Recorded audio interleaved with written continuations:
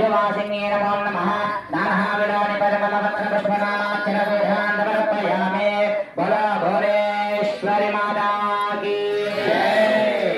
అమ్మవారు కూడా మగవాళ్ళు అగరబత్తీలు ఆడవాళ్ళు మంగళహారతులు పెట్టండి.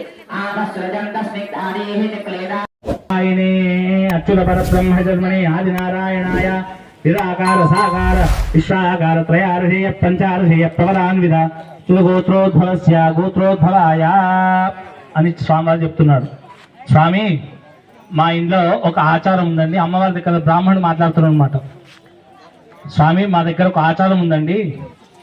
అమ్మవారు అడగమని చెప్పింది మిమ్మల్ని, మీరు ఏం చదువుకున్నారు అంటే, ఇప్పుడంటే వాట్సాప్లు చాటింగ్లు ఇవన్నీ వచ్చాయి కానీ అప్పటి కాలంలో ఇవన్నీ ఇంత పెద్ద కళ్యాణం చేస్తున్నారు కదా.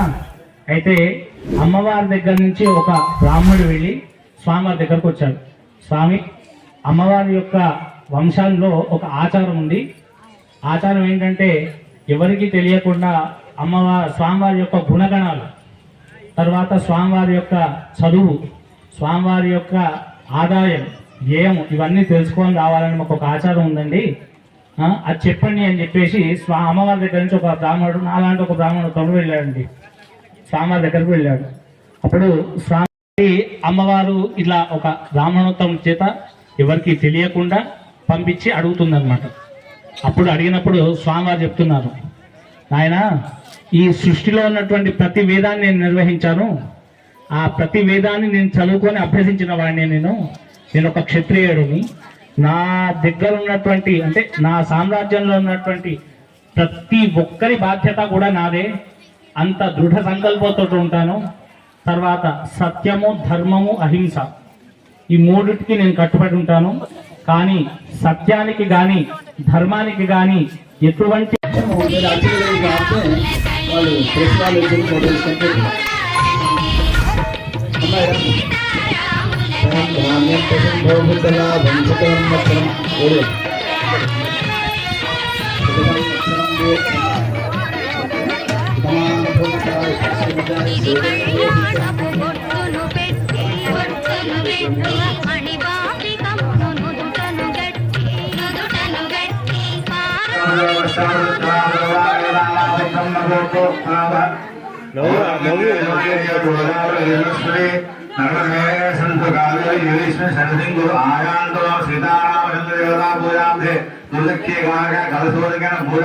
శ్రీరామ శ్రీరామ శ్రీరామ మూడు సార్లు శ్రీరామ అనుకోండి. శ్రీరామ శ్రీరామ శ్రీరామ సూర్యాన సంప్రోక్ష దేవం సంప్రోక్ష ఆత్మ సంప్రోక్ష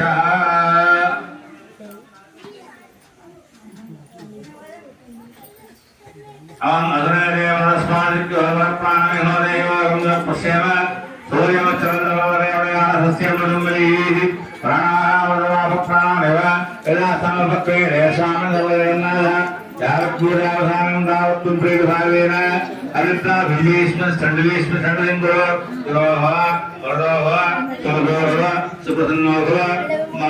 అందరూ మమ్మ అనుకోండి. అర్థము మహాగణాధిపతయే నమః. ధ్యాయామి సమర్పయామి.